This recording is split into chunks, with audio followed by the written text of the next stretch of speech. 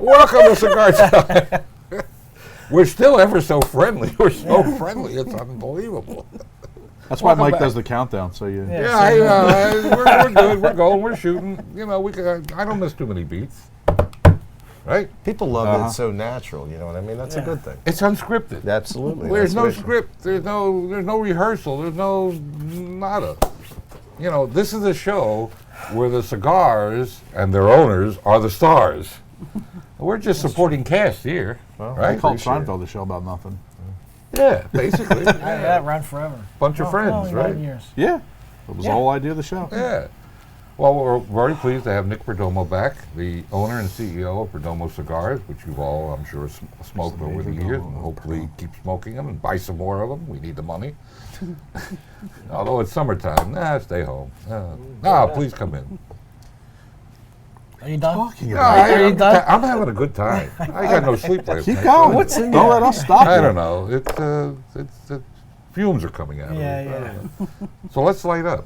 Okay. Let's light up. What are we smoking here? We're smoking the Perdomo Champagne. These are the Epicure size that we are smoking right now. This is a 6x56? 6x54, that. 54, okay.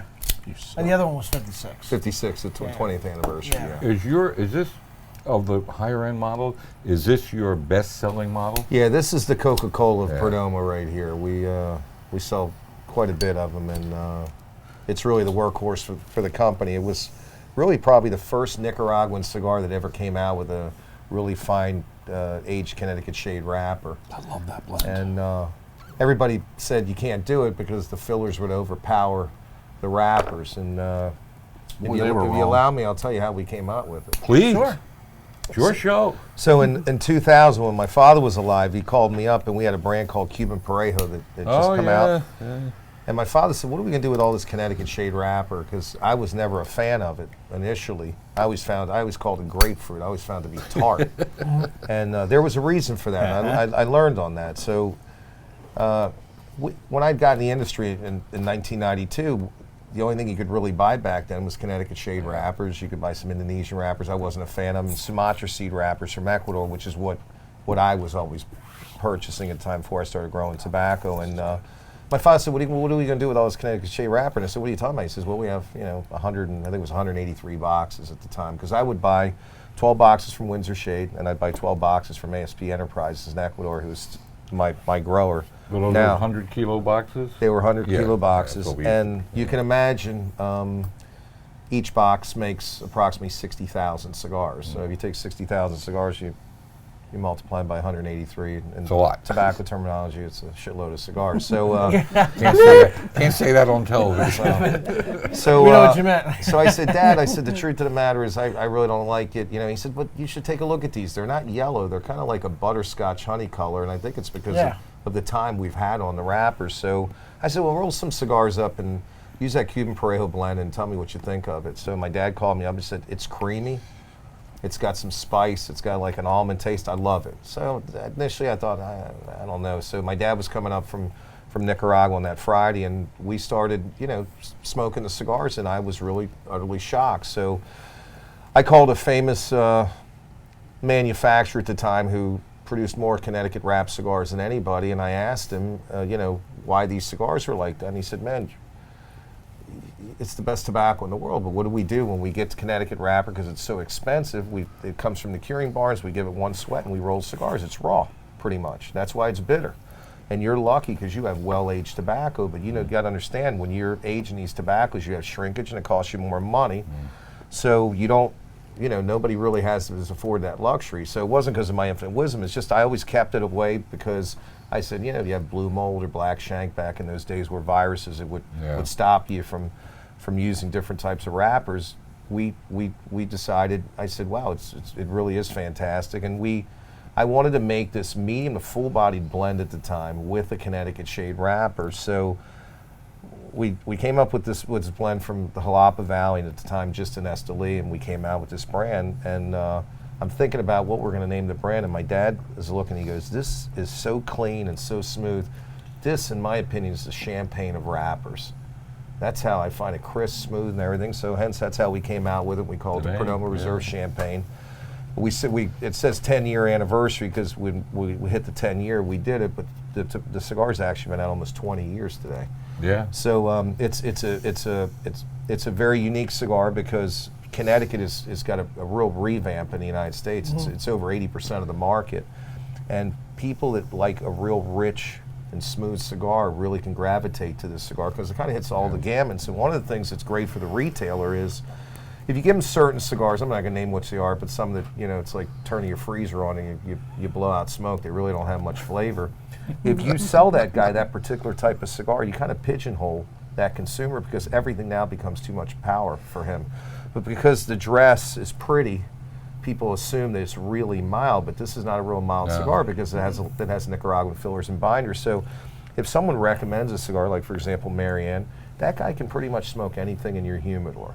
So this is really the workhorse, not only for us, but also for the retailer. And the consumer loves it. It's a brand that keeps growing.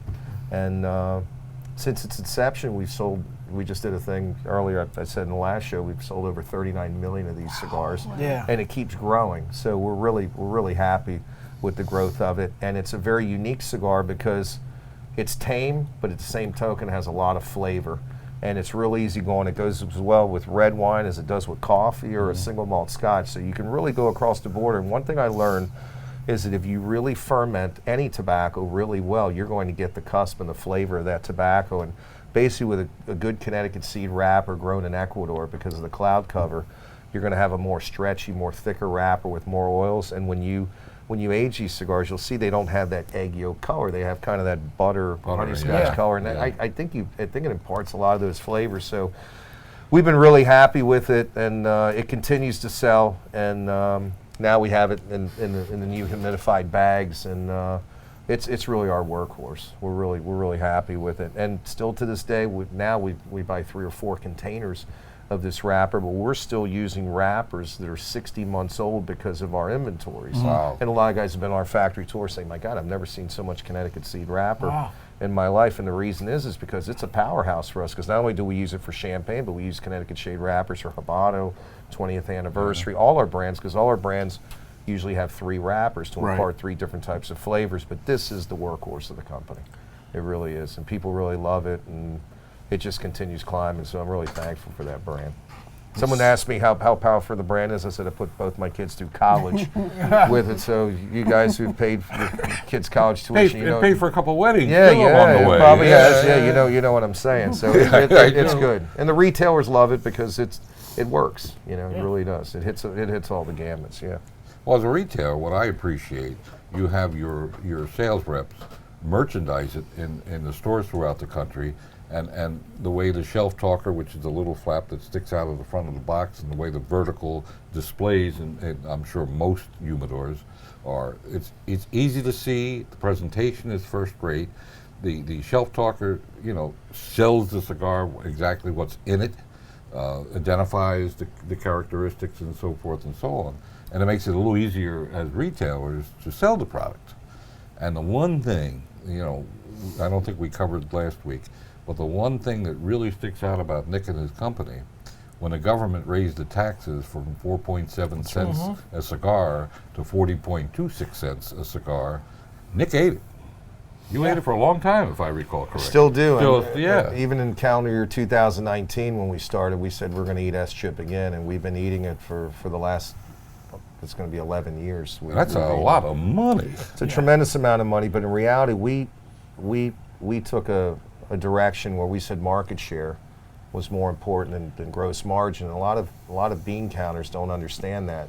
You don't have to worry about that. Yeah, and the thing of it is, you got to build your portfolio, and the consumer appreciates what you do. Yes. And it's our cigars are very affordable because one, we are a real manufacturer that actually You're vertically does integrated. this, completely vertically integrated. And a lot of the cigars you buy, as we know, and you've mentioned before, you're buying it from middlemen and so on. And you're paying a lot of excess. So you get what you pay for. In a lot of instances, is true. And cigars sometimes not. You know what I mean? I make a lot of cigars. I've made cigars for different people, and I've seen the pricing that some of the guys have, and listen, there's no lie. It's got my last name on it. I'm going to put the best in it. Yeah. And sometimes I've seen stuff that I've made for people, and you get taken aback sometimes how much it costs. But I understand they have a lot of expense. So don't if you really love a cigar, don't gauge it on how much it costs necessarily. Gauge it on what you like and what you enjoy. It makes a big difference. Absolutely. Yeah, it really Yeah. does. That's the way it should be rated too.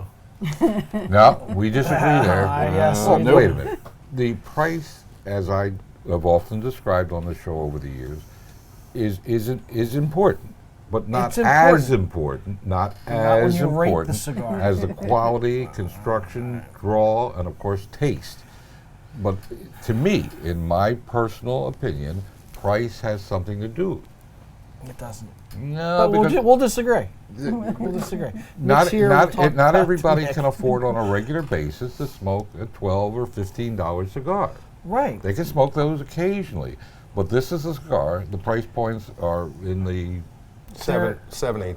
$8. my God, that's incredible. I mean, that truly is incredible when you think what's out on the marketplace. Right. When you really think what's out in the marketplace, this is a steal. Our average cigar retails at about $7.33. There you go. Which I think is pretty reasonable. Absolutely. When you consider the sweet spot today is probably around 8 1/4. Yeah. So we're below it, but again, vertical integration, doing it yourself, and my dad always said, and I think you're a believer of it too, Art. It's better to make a quick nickel than a slow dime, and we want our people to enjoy our products, not have to reach so much to be able to smoke it. So I think we give a great product at a great price. And Nick Cigars points out directly my point.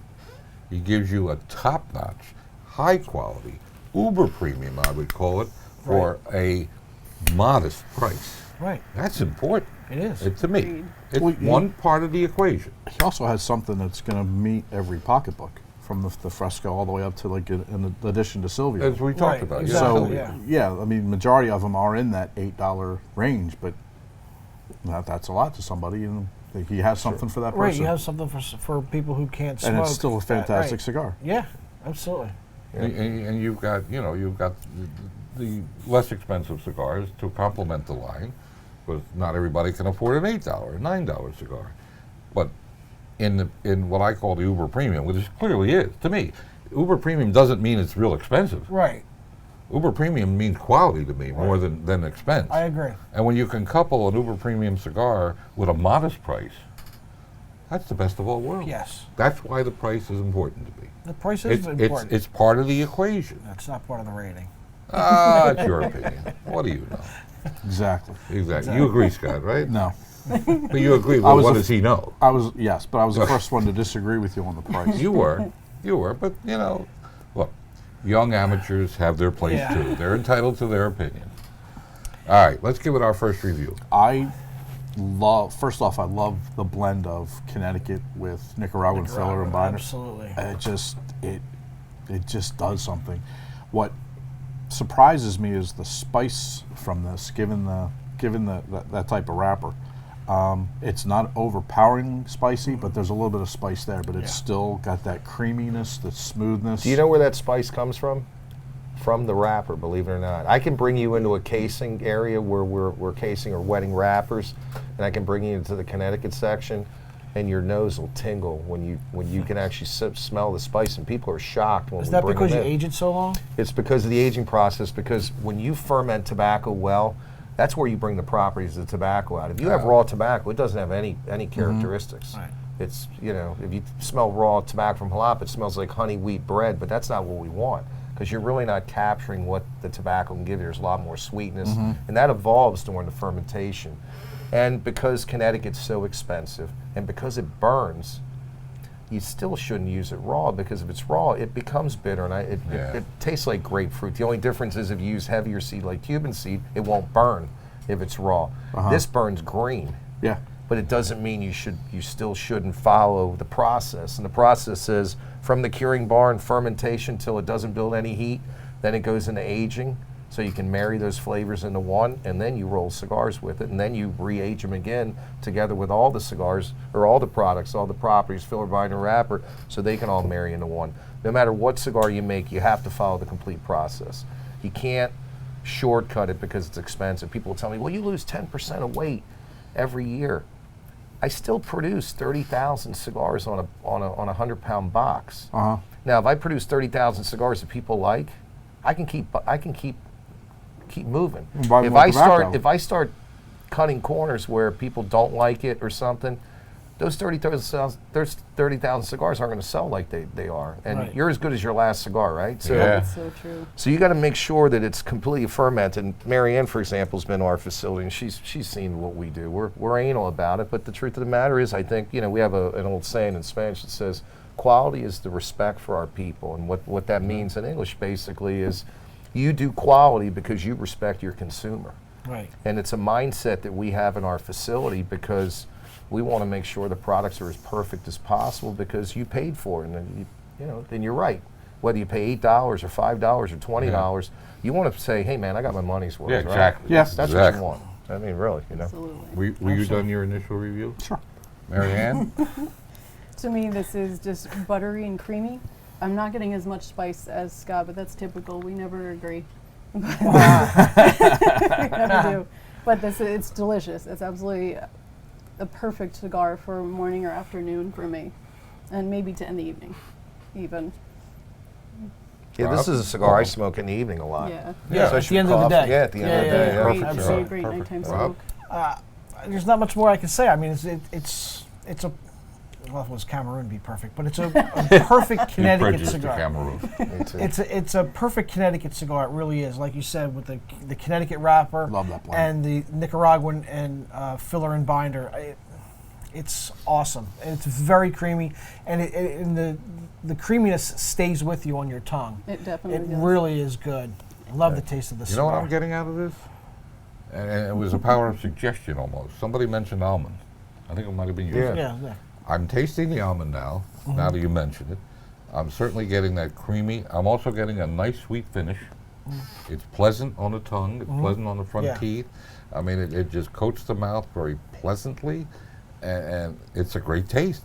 I go for taste. Strength to me is incidental. Yeah, I Yeah. agree, with that too. Yeah, taste is everything. You're smoking it for the The taste. taste. It's yeah. a medium strength but full body. Yeah, yeah. And you hit it right on the head. I can make a cigar make your eyes water. of course. Yeah. But I mean, I can use under fermented lihados, which are strength Yeah, tobaccos. it'll but kill you. Yeah, Yeah, but yeah. that's not what smoking's all about. A lot of Right. people are using heavy Pennsylvania Riversucker L316 Yeah. tobaccos with 9% nicotine. Oh, That's not what cigar smoking's about. It's the difference between you can drink MD 2020, you can drink a Macallan 18. The MD 2020 might be it's powerful, but it's really not because it's not fermented completely like it Right. should. You should taste smooth and you should taste flavor. I don't know what you said, Scott. Flavors everything. Yeah. Very much. Absolutely. Yeah, yeah. absolutely is. Now you mentioned something, and I think Marianne, you were on one of the factory tours, and it looks to me like next January or February we're going to be running a Cigars factory tour down to the Perdomo farm, and your host will be beside Nick and his family and his people down there. Several of our people will go along. So here's your chance to travel with the stars from Cigar Time. Yeah. Okay. Oh boy. And we'll have more details later in the year. And I have not gone on a tour, and I may go on this tour. I mean, I'm threatening Don't to let do that dissuade you, though. Yeah, please don't let that Don't stay away dissuade you. because of that. Nick and Marianne can tell you more about the tour because I think, I've gone on tours I've seen various factories throughout the world, and it's fascinating. And I think the price is very modest for what, all that it entails. And I think it'll be a wonderful time. And to be able to travel with some of our people from Cigars, I think will even add to the excitement and enjoyment. Mary, why don't you, before Nick kind of finishes, why don't you talk about your experiences on the tour? It was an amazing trip. It was probably my best vacation ever. But we went, it's my kind of vacation. We literally learned what it's like to sort seeds all the way through the box process. So there's nothing you won't learn on this tour. And you just feel the passion for cigars when you're there. You learn things that you've never learned before and how much time and effort goes into making each one of these. It's just fascinating. And if you are at all interested in the cigar industry, I recommend highly coming along. Thank you. The thing is, we always would bring just retailers. We decided about 10 years ago to bring consumers, and the consumers, of course, are the most important when you really think about it. But Yeah, for sure. what we would see at night when we're sitting out in rocking chairs smoking cigars is what the consumer sees and And he would tell the retailer what he likes and what he dislikes on his, whether it be shopping or in the lounge and stuff. And the consumer is coincide together with the retailer, I think really is a great combination. And we've changed a lot of things. Not only, it's kind of like a university, you know, it's if you're looking just to party, it's the wrong trip. We have a lot of fun in the evenings, but it's about learning. If you're going to take that long trek to Nicaragua, you should get your money's worth, and you can drink any wherever you live it. That's not really the most important thing. No. So, but we do a whole merchandising thing. We do a thing that we did with Google, and we do it together with the consumers and the retailers. And it's incredible how the consumer gets involved in these discussions. We have like this classroom thing. I don't want to tell too much about it, but some of the retailers freak out when they say, we had a retailer and he said, my shop's the best, and you know, my customer service is fantastic, and the guy next to him who was his best customer, I said, what do you think of his store? He said, I think his store sucks. He said, the only reason I go to his store is because it's the closest. But you do this, you do this, you do this, Of course, none of you at home think that about us. Yeah. And everything from LED lighting your stores and increasing your business because of LED lighting to make it the ease of shopping for the actual consumer. And you know, we do everything because we're completely vertically integrated. Like Marianne said, you go from seed, you go out into the farms. We're involving everybody now where they're actually involved in the process. Whether, you know, a lot of times we'll let them pick tobacco. We'll let them go up into the curing barns and show them how it's done. We go into fermentation. We do blending and tasting where we actually blindfold the people where they can do their sense of smell and their sense of taste, just like we do. We got some of the greatest coffee in the world in Nicaragua. That's how we clean our palates, and it's a real educational trip. It's a lot of fun, and basically it's airfare, $460. That covers your transportation, your hotel stay in Esteli, breakfast, lunch, and dinner. The food's fantastic. I'm sure she'll attest to that. And it actually cost us $469, but I can't charge people $469, so I leave it at $469. And everybody gets about 7 or 8 cigars a day to smoke, different types of cigars, and they'll get actually fresh cigars from the rolling room, so they can actually taste those. And it's very thorough. We're not just, hey, this is a cigar room. We go down, we show you the good, bad, and the ugly. Draw testing, anything you can think of, we show you. There's 3,054 steps to make our cigars. In 3 days, we show you all 3,054 steps visually, and you learn a ton. How long is the trip? The trip, you either come in Saturday and you leave Wednesday, or you come in Tuesday and you leave Saturday. So the guys who come in Tuesday and leave Saturday, the next trip comes in Saturday and leaves Wednesday, and the guys are on Tuesday. So it's just perpetual. It's nonstop.